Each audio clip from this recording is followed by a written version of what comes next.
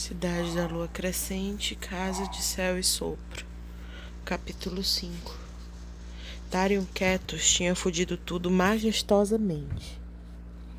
Literalmente, a rainha do rio tinha ficado possessa, e por isso ele estava, naquele momento, se esforçando para se manter em pé em um pequeno barco de pesca, em um mar tão tempestuoso que fazia até mesmo seu estômago de ferro se agitar. Para cima e para baixo e para cima, o barco oscilava na chuva e nas ondas. O vento ameaçava esfolar a pele até os ossos, apesar de seu suéter preto grosso e do colete tático sobreposto. Ele deveria estar deitado sobre uma rocha no Istros no momento, preferivelmente à plena vista de qualquer fêmea que passasse pelo cais.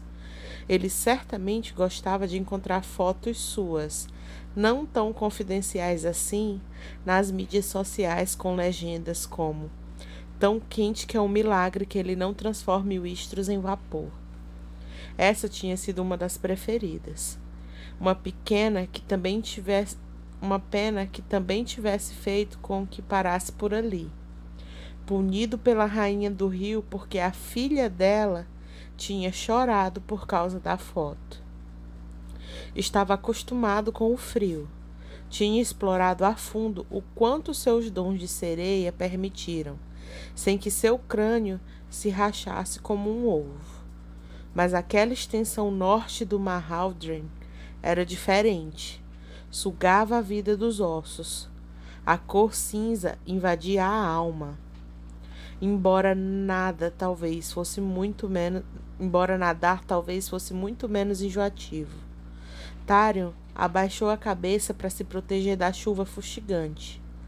O cabelo vermelho escuro colado à cabeça, pingando água gelada pelo pescoço. Pelos deuses, como queria ir para casa, de volta para o calor seco e escaldante de um verão em Lunation. Submergíveis ao alcance, gritou a capitã. A fêmea metamorfa golfinho estava aconchegada na segurança da sala de comando. Babaca sortuda. Estamos começando a receber uma transmissão ao vivo. Quase incapaz de se manter segurando o parapeito do barco escorregadio devido à chuva. Tarion se dirigiu para o vestíbulo. Só cabiam 2 pessoas ali. Então precisou esperar até o imediato. Um metamorfo tubarão se espremer para fora antes de entrar. O calor foi como um beijo do próprio Solas, e Tarion suspirou ao fechar a porta e observar a pequena tela ao lado do leme. A imagem da fossa era suja, rajadas de partículas flutuantes em um mundo inteiro de escuridão. Se estivesse em um navio de batalha, inferno. Até mesmo em um iate teriam telas imensas com nitidez cristalina. No entanto, aquele barco de pesca, capaz de escapar do radar da marinha pangerana, tinha sido a melhor aposta. A capitã estava diante da tela, apontando com um dedo marrom para um número crescente no canto superior direito. Estamos nos aproximando da profundeza indicada. Tarion afundou na cadeira giratória ancorada ao piso. Tecnicamente era a cadeira da capitã, mas ele não se importava.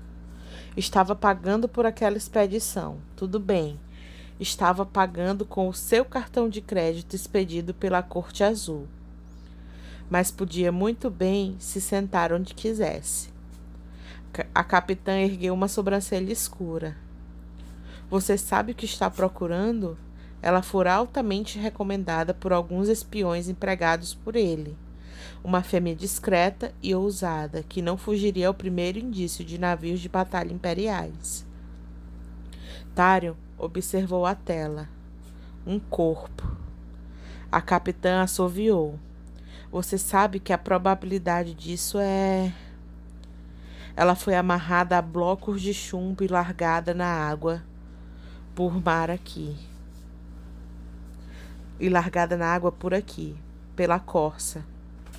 Se ela não estiver na casa das muitas águas, está morta há muito tempo. Sem brincadeira, eu só preciso encontrá-la. O que restava dela depois de 2 semanas no fundo do mar. Sinceramente, os ossos e o corpo tinham provavelmente explodido devido à pressão. Sua rainha estava ciente do destino infeliz da jovem por meio do que quer que os rios e os mares tivessem sussurrado para ela. Tarion sabia que era assim que a rainha do rio se inteirava sobre as irmãs, que governavam outros corpos da água por Midgard, mas não tinha se dado conta do quanto a informação podia ser precisa. A rainha só dissera para procurar por blocos de chumbo, e onde procurar, e o tipo exato de Vanir que Sophie era. Um pássaro trovão, que Ogenas tivesse piedade de todos eles. Era pela ínfima chance de o corpo Vanir de Sophie ter sobrevivido ao mergulho e de não ter sido despedaçado por necrófagos que tinha vindo. A rainha do rio parecia estar sob a impressão de que Sophie era um bem valioso, mesmo morta. A rainha tinha se recusado a dizer mais do que isso. Apenas dissera que ele deveria recuperar o corpo e trazê-la para a Corte Azul, presumivelmente para revisitá-lo em busca de informação ou armas. Rezava para que não fosse ele a fazer isso. Estamos nas profundezas, anunciou a capitã, e a imagem da câmera parou. Mais partículas brancas passaram aspiralando conforme a câmera girou e revelou o leito desconhecido sedimentado. Alguma ideia de por onde começar, capitão? Capitão. Tarion ainda achava o título ridículo e mais do que um pouco doloroso. O caso que havia garantido a ele a promoção recente tinha sido o assassinato de sua irmã. Teria trocado o título sem hesitar, se isso significasse ter Lécia de volta. Ouvir a risada escandalosa da irmã mais nova mais uma vez. Pegar e matar o assassino não tinha aliviado essa sensação. Com base na correnteza, ela deveria ter caído por aqui, disse Tarion, permitindo que sua magia da água fluísse até o fundo, encolhendo-se diante da crueldade do oceano. Não era nada como a tranquilidade transparente do Istros. Tudo bem que muitos monstros moravam no Rio Azul, mas a água turquesa cantava para ele, ria com ele, chorava com ele. Haldren só urrava e se revoltava. Tarion monitorou a imagem da câmera. Gire a câmera para o oeste e mova o submergível adiante por cerca de 10 metros. Pelo brilho dos feixes de Primalux sobre o submergível remoto, mais partículas brancas carnudas passavam flutuando. Era aquilo que Maika condenara o espectro Vitória a sofrer. O antigo arcanjo tinha enfiado a essência dela em uma caixa selada por magia, enquanto o espectro permanecia totalmente consciente, apesar de não ter forma corpórea, jogando-a, por fim, no leito da fossa Melinoë. O fato de o fundo da fossa ser 24 quilômetros mais profundo do que o leito do mar adiante deles lançava calafrios pelos antebraços.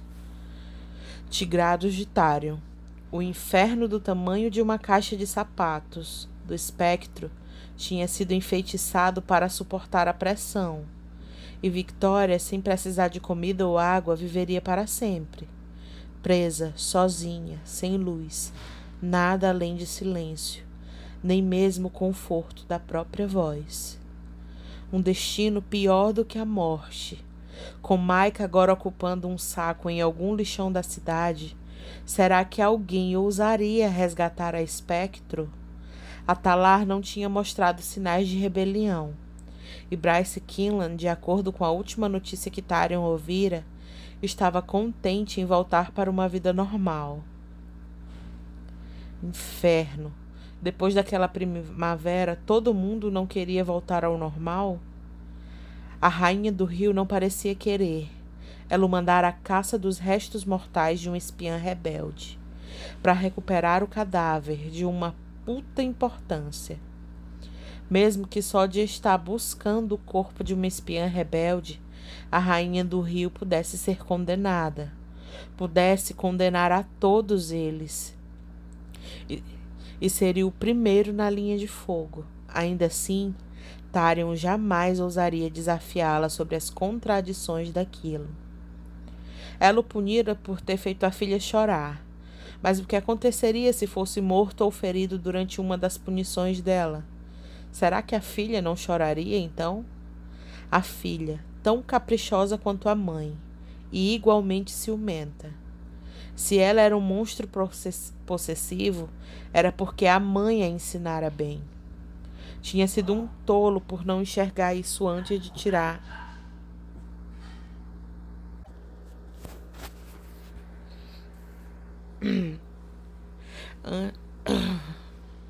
Tinha sido um tolo por não enxergar isso antes de tirar sua virgindade e fazer seu juramento a ela uma década antes mesmo de sequer se tornar o prometido dela, o amado da filha da rainha do rio, um príncipe em treinamento, uma porra de pesadelo.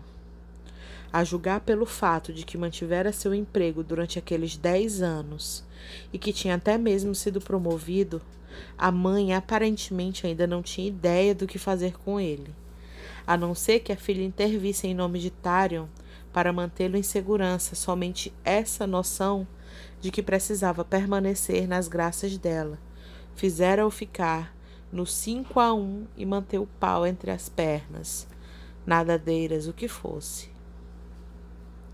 E havia aceitado as punições, por mais injustas e não merecidas e perigosas que eram atiradas a ele. Não estou vendo nada. A capitã ajustou a alavanca de controle no painel. Continue em movimento. Faça uma varredura completa dentro de um perímetro de 1,5 km.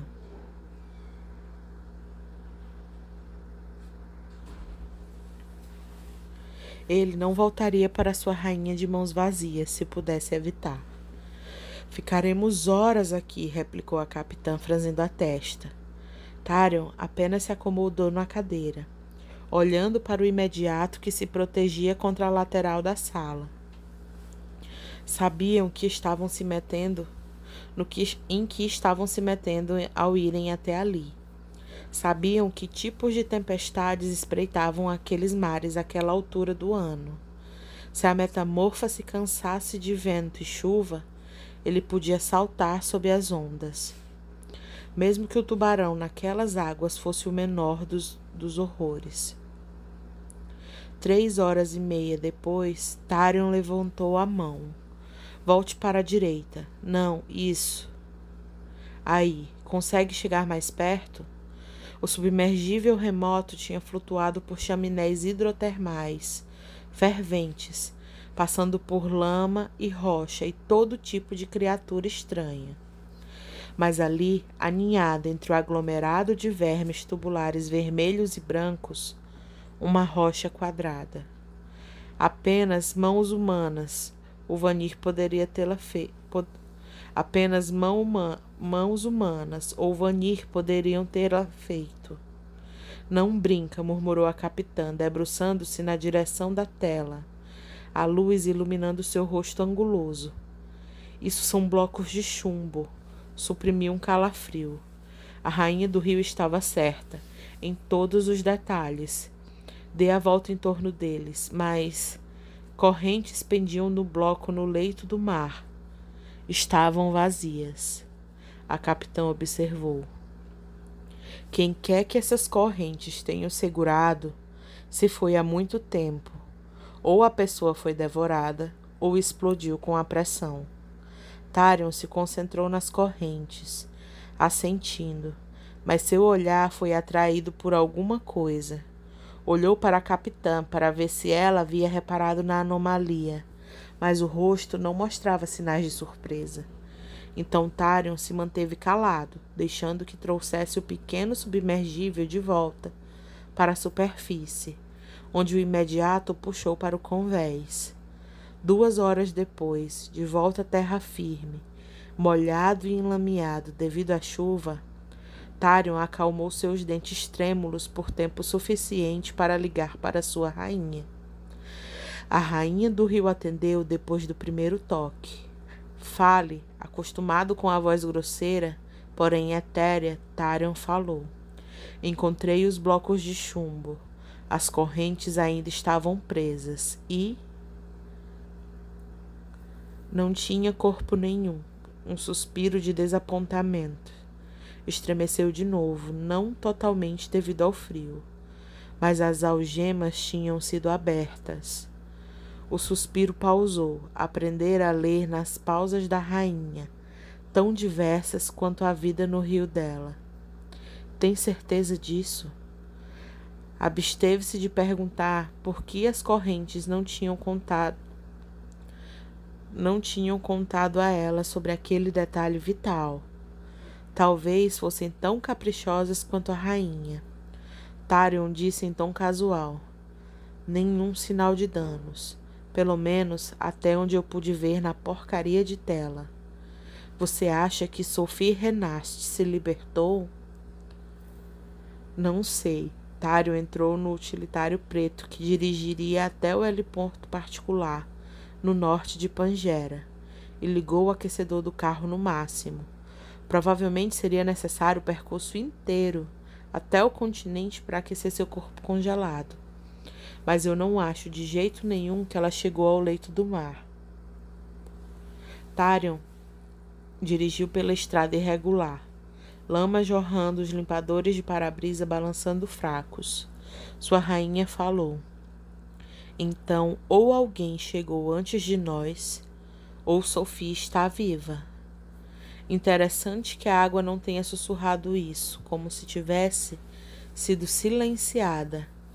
Tarion teve a sensação de que sabia para onde aquilo estava indo. Encontre-a, ordenou a rainha. Eu apostaria minha corte que ela está procurando o irmão. Fez um grande esforço para libertá-lo de Cavalha. O mar sussurrou que ele tem o mesmo dom. Encontre-o, e nós a encontraremos, e vice-versa. Mas mesmo que só encontremos o menino, ele será de fato valioso. Tarion não ousou perguntar por que ela queria um deles. Podia inventar motivos para querer a rebelde, mas o menino... Emil Renast tinha o dom da própria irmã. E só isso, poderoso, mas ainda assim um menino. Nem mesmo tinha feito a descida. E até onde Tarion sabia, sua rainha não tinha o hábito de usar crianças soldado. Tarion, contudo, não pôde dizer nada, a não ser... Vou começar a busca imediatamente.